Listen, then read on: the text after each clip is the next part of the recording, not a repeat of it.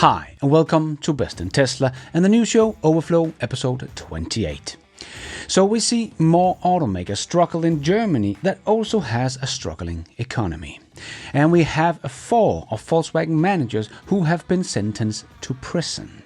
And BYD intensifies the price war in China with a fresh round of price cuts for 22 models. And we see Tesla continues to expand their business. And Tesla is promoting their full self-driving software here maybe 5 days before the robotaxi launch.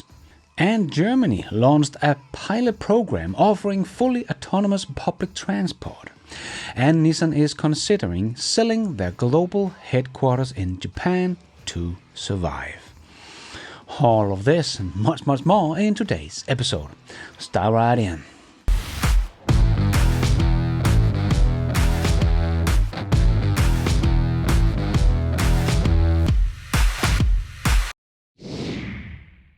Let's put our living stereo stylus in this groove.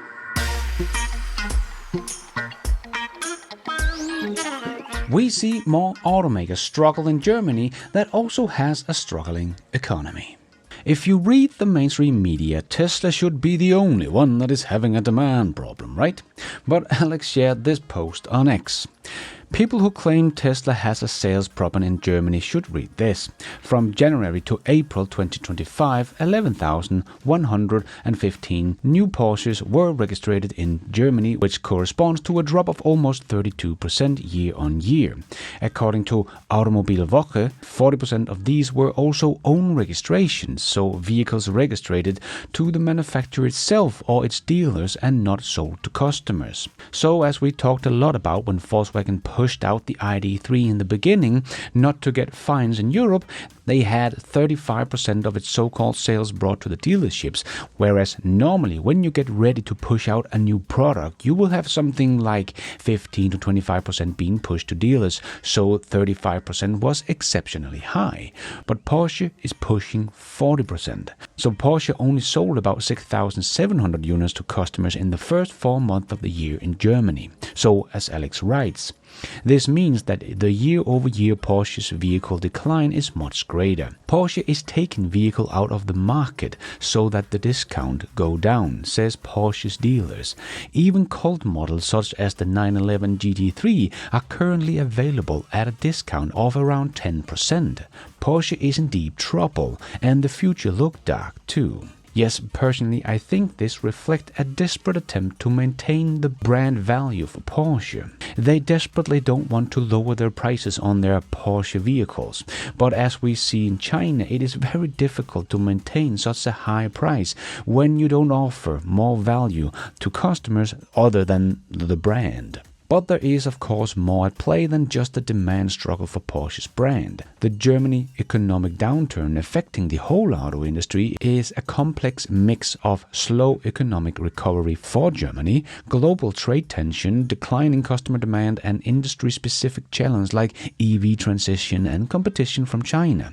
Porsche's 32% registration drop and desperate discounting reflect these broader trends and particularly the vulnerability of the luxury segment.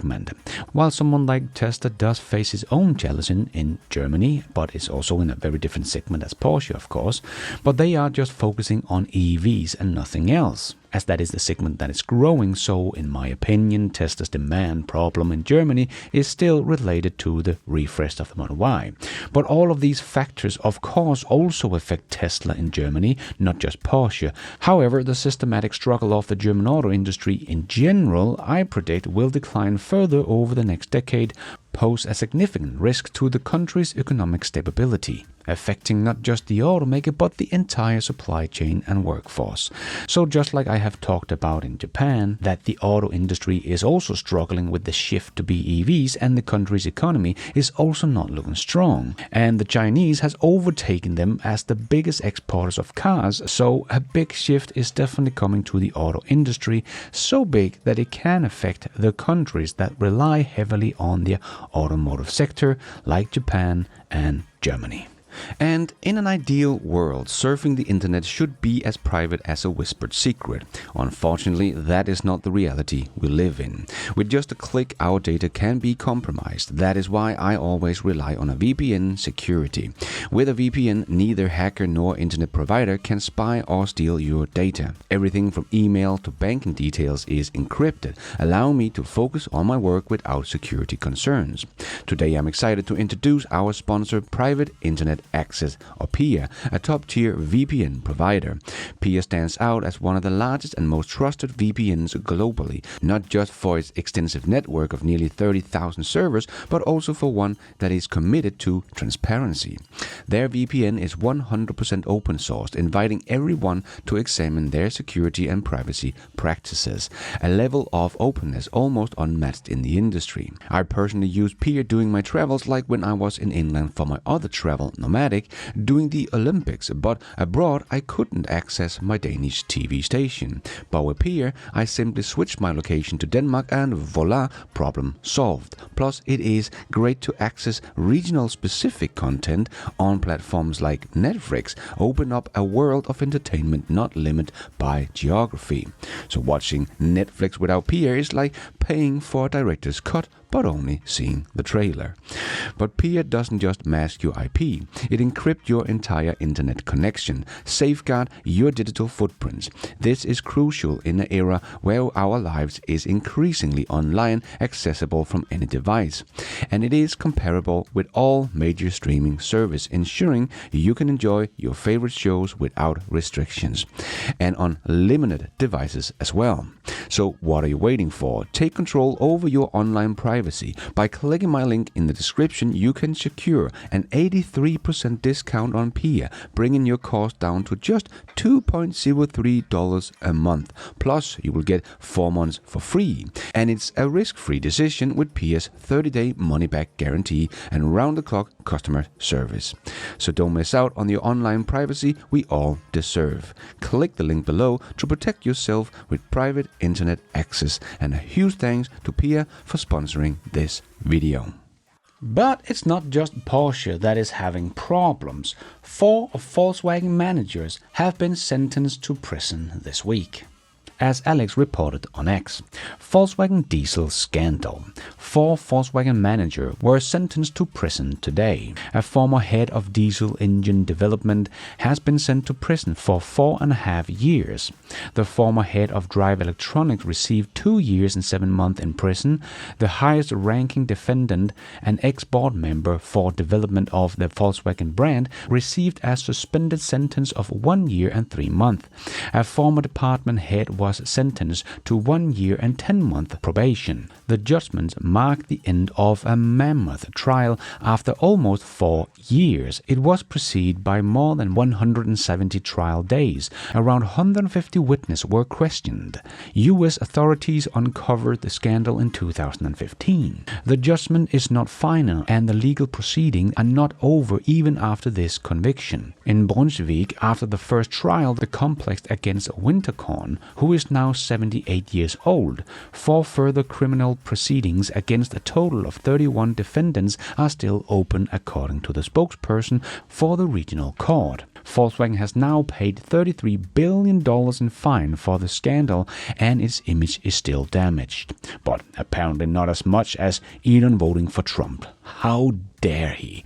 No, this is the real criminals being sent to prison for their true crimes, polluting the air we breathe and lying about it.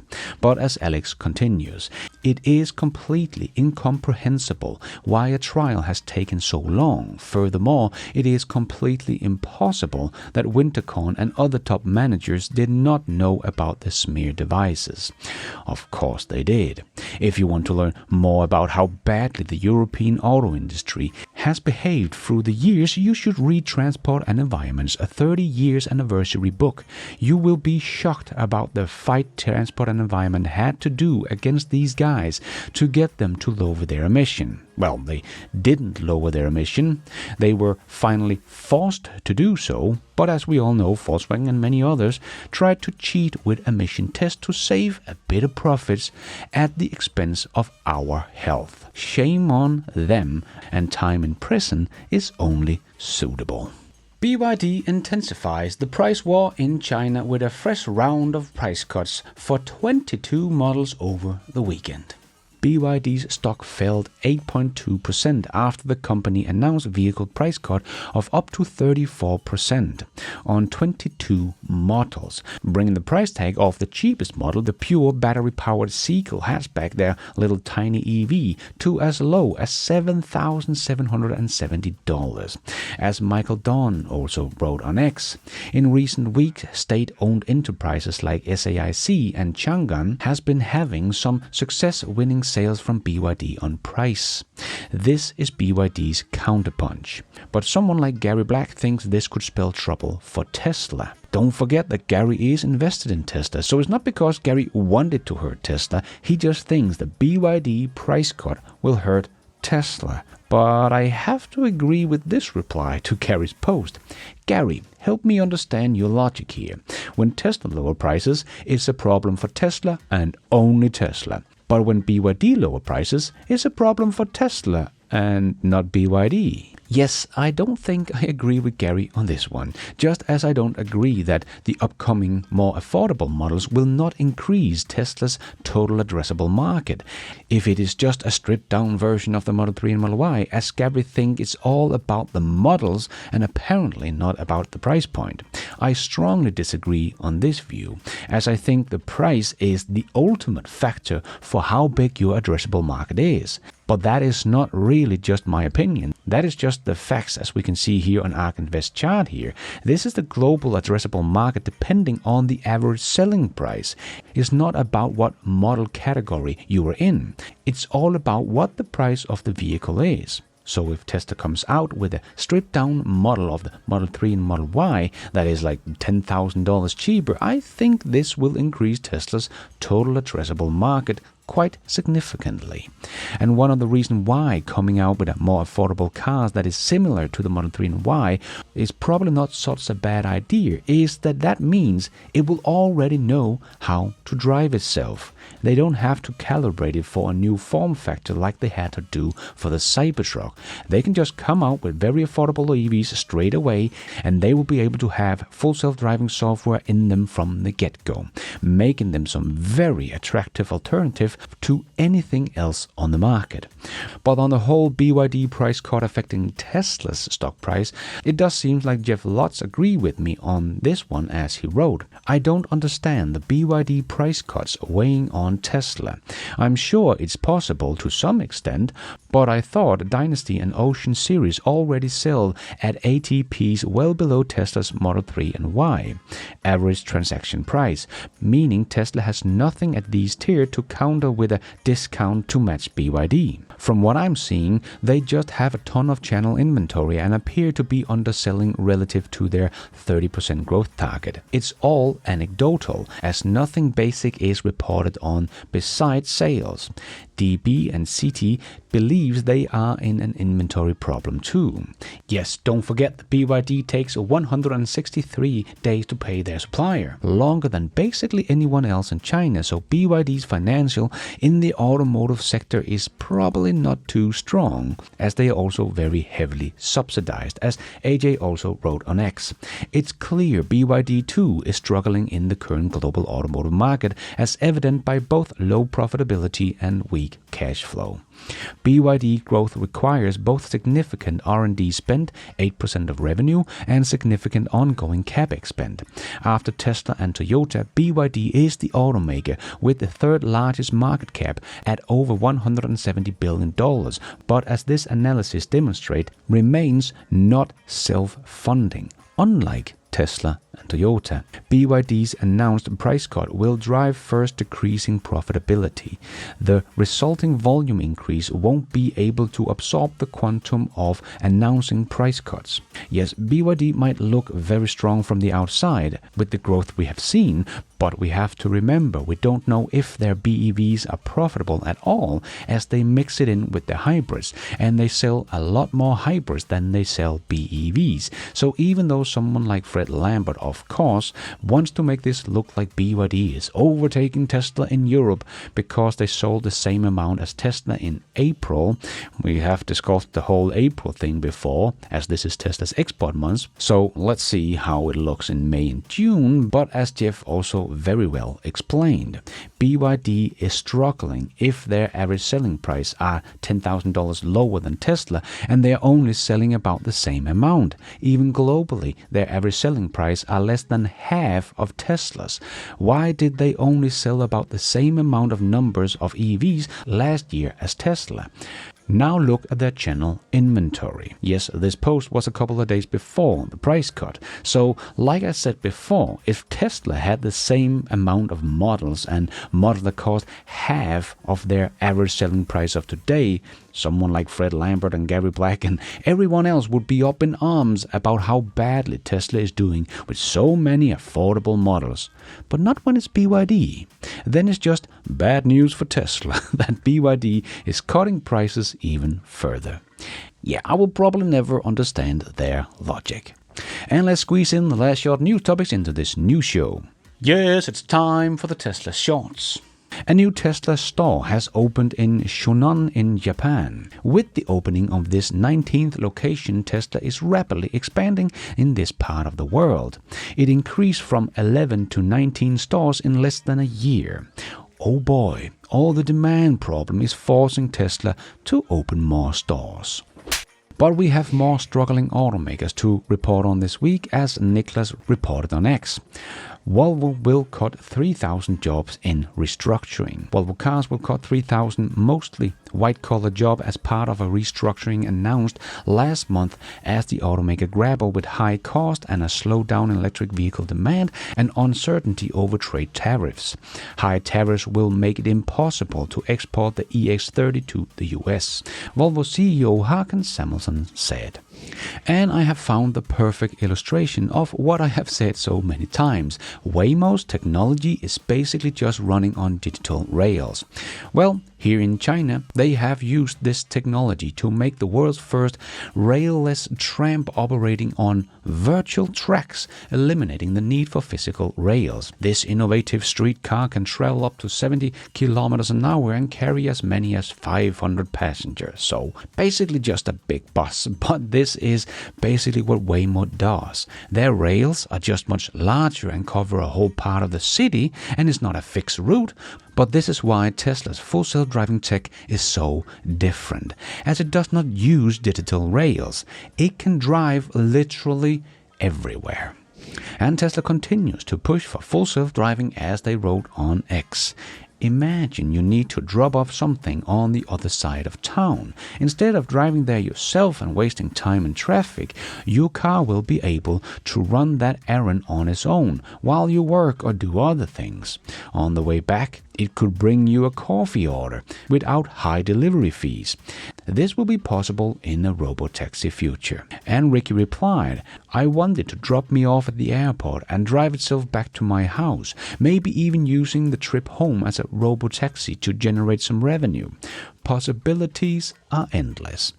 And Tesla answered, bullseye. And AJ wrote a little congratulation to my country. Congratulations to Denmark, which was in April the largest year-on-year battery electric vehicle adopter in Europe, with adoption rising from 42.9% in April 2024 to 63.3% in April 2025, an increase of 20.3%. Not bad. But yes, not many people are thinking their next car will be an ICE car, and the hybrid has been completely shut down. So people that are getting a new car wants a BEV. Even my mother-in-law has just ordered a BEV. And we can also see that Norway there has 97% BEV adoption. Nice. And Tesla Dashcam shared this video of people reacting to the Model Y driving itself in the parking lot. This is going to be a very common thing very soon, and some insanely good advertising for Tesla. And we have a little anniversary, as Jan wrote on X. Exactly 2 years ago, Ford announced it would join the Tesla North American charging network. This came half a year after Tesla opened the North American charging standard. Little did the other automakers and charging operators know they'll be all racing to switch to NACS as well. And we see yet another example that engineering underneath the hood is not always as great as the shiny look of the outside. This guy wanted to repair a Lucid Air Condition and was apparently a bit disappointed with the car. You know, Lucid isn't as great because to get to the AC system takes about a few hours of disassembling all this shit. And then it wants its own specific oils. Not to mention, you hit a speed bump, all of this is done. Lucid. Piece of shit. And we did see that in Germany yesterday, the launch of a pilot program offering fully autonomous public transport service in 2 small towns using technology from Intel-owned Mobileye and vehicle provided by Chinese EV maker NIO. So that's nice to see, and hopefully Tesla can do something similar, but always nice to see some testing of robotaxis in Europe, as we know just how much red tape there is here. And I think this video shows very well why I keep saying that unsupervised full self-driving will generate a lot of demand for Tesla's cars, because you can still drive if you want to in the safest car in the world and with fun performance, but you don't have to. So if you want to eat while you're getting to your destination, you can do exactly that. Who don't want that option available? And Nissan continues their cost-cutting efforts, as Nissan is considering selling its global headquarters in Japan to ensure the company's survival. It's worth about $700 million. But like Jan also wrote, imagine having a headquarters for an automotive company without it being an actual production facility. That's why I like Tesla's approach. Headquarters like Giga Texas are literally production facility with office as a side, not the other way around. Yes, exactly. Just as Brian White also wrote, GM's headquarters is nowhere near their many production facilities, and it shows. Problem on the line? We certainly can't get there today. With traffic? Nah, maybe we'll check it out Monday. And Elon wrote on X, back to spending 24/7 at work and sleep in conference, server, factory rooms. I must be super focused on XAI and Tesla plus Starship launch next week, as we have critical technologies rolling out. Yes, the next few weeks are going to be very exciting, so don't forget to subscribe to this channel, as I will of course report on it all. And don't forget, if everything goes well, we should get another Starship launched today. That is always exciting no matter the outcome. But more things are coming from SpaceX and Elon, as Elon will provide a SpaceX company update live stream on X today at 1 p.m. Eastern Time. He'll be talking about the company's plan to make life multiplanetary. So when you are done watching this video, Elon might have another exciting update for you on X. And World of Engineering made this post. Everyone you love, everyone you know, every human being who ever was, lived out their lives on this little blue dot. And Elon reposted and wrote, for now. That is all we have time for in this Overflow News Show. Hope you enjoyed it. If you did, don't forget to hit that like button. It really does help this video out a lot, so others can find it on YouTube. And if you did like it, maybe you want to consider hitting that subscribe button, notification bell, so you don't miss out on future videos just like this one. And if you're already a subscriber to the channel, thank you so much for the support. But if you want to support the channel even more, remember you can, for as little as $1, become a patron of this channel, or become a member of the YouTube channel to get a shout out as some extra perks like early access, ad-free versions of my videos, exclusive videos. So hit the members button or check out Patreon to find out more.